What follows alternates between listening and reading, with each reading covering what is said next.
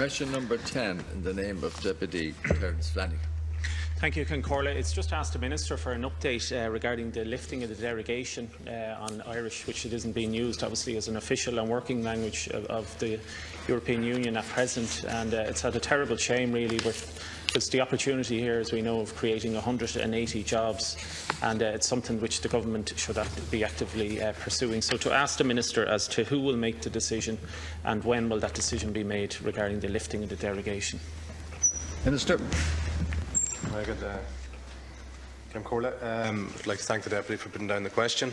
The Irish language was given full official and working language status in the EU from the 1st of January 2007 under Regulation 920/2005. The regulation included a partial derogation to be reviewed every 5 years, with the first period lasting up until the 31st of December 2011. Following a review, the partial derogation was extended for a second period until the 31st of December 2016 under Regulation 1257/2010. Under the terms of the derogation in place since 2007, only legislation adopted under the ordinary legislative procedure, formerly the co-decision procedure, must be translated into Irish. In order to achieve the required timelines, a decision is required by Government in 2015 on the optimal approach to the derogation, following which the Council of the European Union will review its operation. A unanimous decision by Council is required before the end of 2015 on whether to extend, amend or end the derogation. The action agreed by Council would then be implemented from the 1st of January 2017. Officials from my department and the Department of Taoiseach have been actively engaging with the EU institutions and other relevant stakeholders for some time in order to formulate the optimal approach to the derogation. In this context, the legislative and non-legislative services which are currently provided through Irish and the potential to expand these services are under consideration. Preparatory work on a draft regulation is underway in advance of the matter being brought to Government.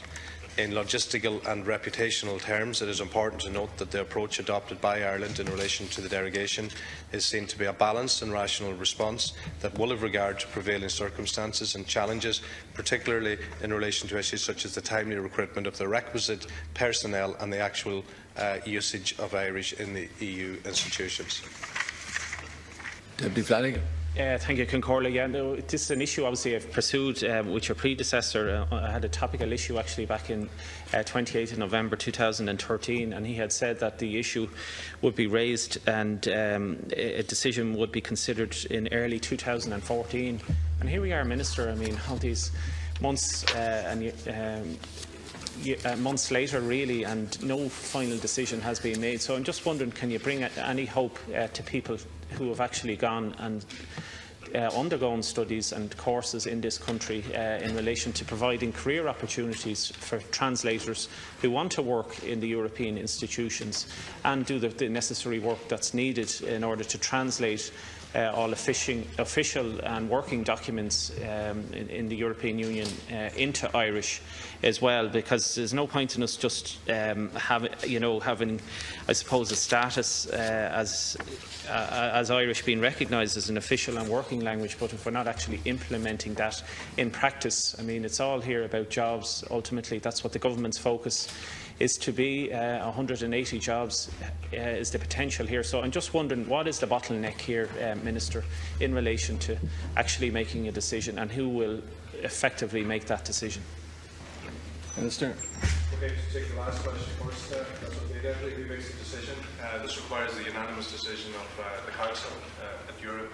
As I said earlier, there is active engagement going on between the Department of Taoiseach and my own department. My officials are working very hard, but they're actually engaging with the EU institutions. So there's nearly a trilateral negotiation going on. Ultimately, it's a decision by the Council, and that has to be decided before the end of 2015 in order for whatever approach has been adopted to be implemented on the 1st of January 2017. The legislation and non-legislative services and potential services, that's happening all the time. At the moment, there's 50 staff working within different institutions in the European Union. And yes, there is the potential for expanding more job opportunities. And you mentioned the figure of over 180 potential jobs. That is accurate. There is a massive potential here.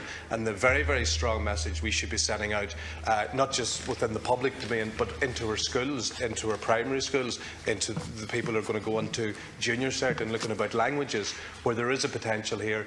But the competency and the credibility around of having 3 working languages, it's not just a case of having Irish and having English. You need 3 working languages, and there are challenges around that. But we need to be, and we are actively engaging with the Department of Education around promoting the use of foreign languages, other foreign languages within the EU. That's where the potential is. I agree with that. The terms of the derogation formally.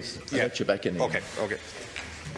Thank you, Concordia, and just to very much accept, obviously, Minister, your bona fides in trying to pursue and have this issue dealt with, but just if you can prioritise it in the coming months to try and push this on as much as you can in order to ensure that there's hope there and career opportunities for Irish speakers who want to pursue and undertake this work, and just if you can ensure that a decision is made on this sooner rather than later. Particularly, I think it's the Taoiseach himself will ultimately make that call.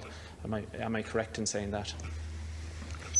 Take the last question first again. Ultimately, it's the Council, a unanimous decision by the Council at the European level. There is active engagement going on between the Department of Taoiseach's officials, my own officials, and that is being prepared for at the moment, but ultimately it is a unanimous decision required by the Council at a European level. In terms of the time frame, the Official Languages Act coming in 2003. Following that, there was a heavy investment of money into courses in 2006. I think there's been approximately 12 million has been invested in that time in training people up. We need to invest more.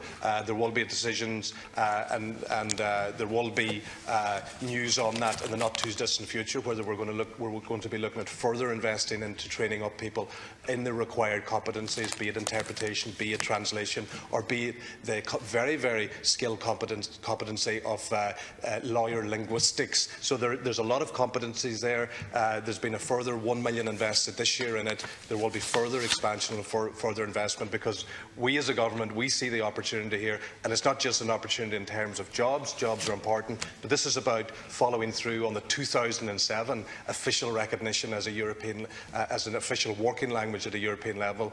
And there's potential here. There's the potential to grow the language and the potential to ensure that we have a mature and credible approach to the right road, whether and the options available are to extend, amend, or to keep the present scenario. So they're the options, and there's been no decision made on that yet. Thank you.